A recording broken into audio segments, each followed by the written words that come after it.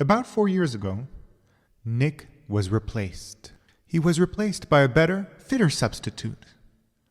As you can see, tin is sturdier, more durable, and when properly painted and oiled, you can't tell the difference, can you? I've had the pleasure of accompanying Nick over the past 6 months, and as you will hear, there's nothing sweeter than his new tin voice.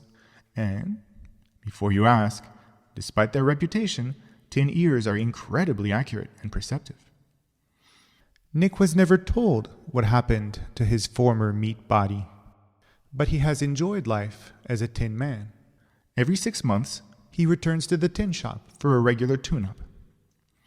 At the last visit, when he arrived, the tinsmith hadn't yet returned from his break, so he was hanging around the shop when he heard a snoring sound coming out of one of the cupboards.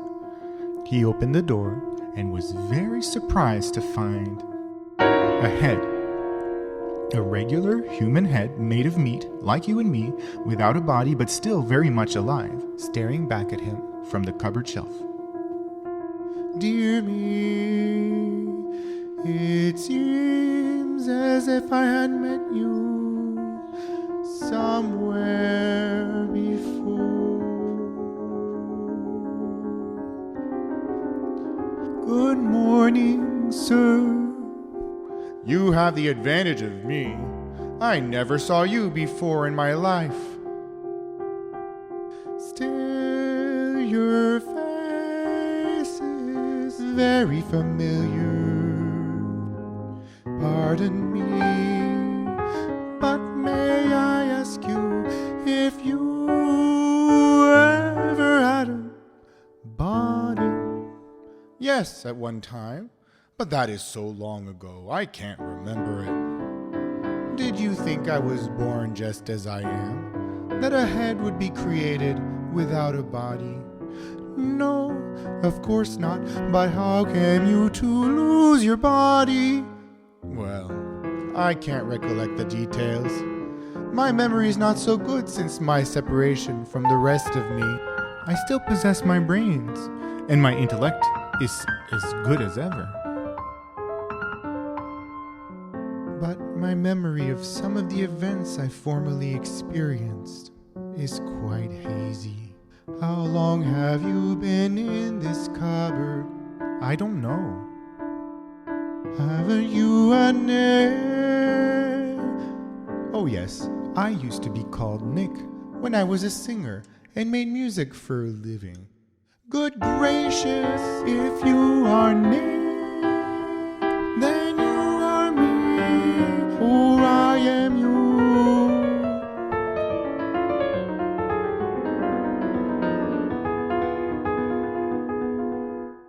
What relation are we, anyhow? Don't ask me. For my part, I'm not anxious to claim relationship with any common manufactured article like you. You may be all right in your class, but your class isn't my class. You're tin.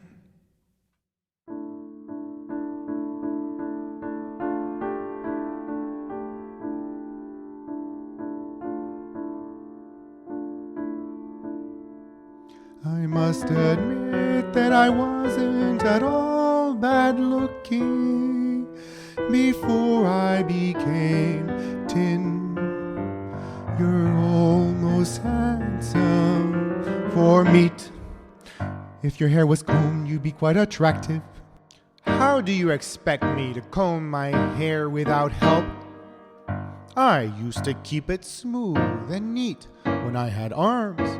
But after I was removed from the rest of me, my hair got mussed, and no one has ever combed it for me.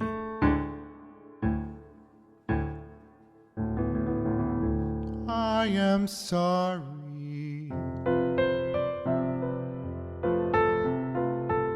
Did you? Do you? Do you remember loving a girl named No, that is a foolish question. The heart in my body, when I had a body, might have loved someone, for all I know. But a head isn't made to love. It's made to think. think then you must have been shut up in the cupboard for years and years. What have you thought about in all this time? Nothing. That's another foolish question.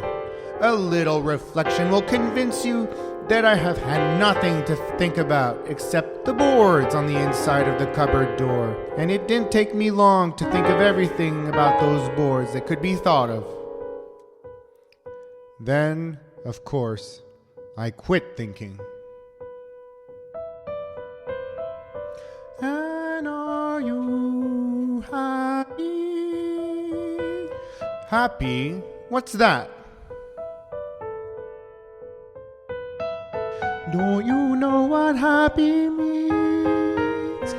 I haven't the faintest idea.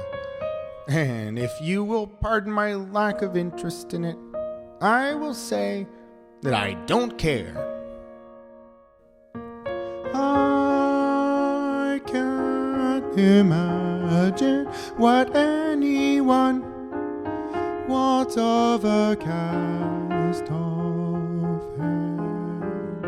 But for sentimental reasons, a man might like to see his old head once more, just as one likes to revisit an old home and then to kiss it goodbye. I hope that tin thing won't try to kiss me goodbye. And I don't see what right you have to disturb my peace and comfort either.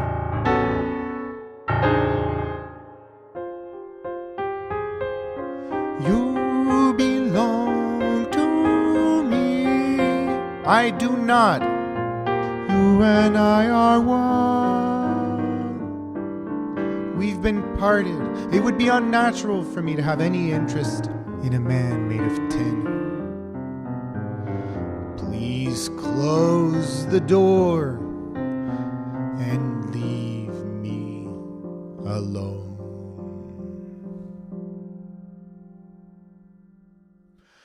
I did not think that my old man could be so disagreeable. I am quite ashamed of myself, meaning you. You ought to be glad that I have enough sense to know what my rights are.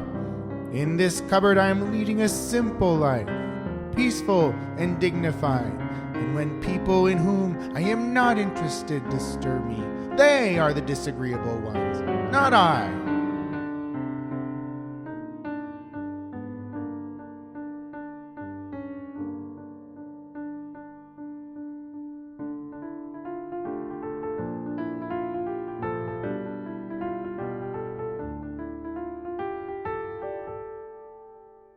I'm rather surprised at my head and myself. I thought I had a more pleasant disposition.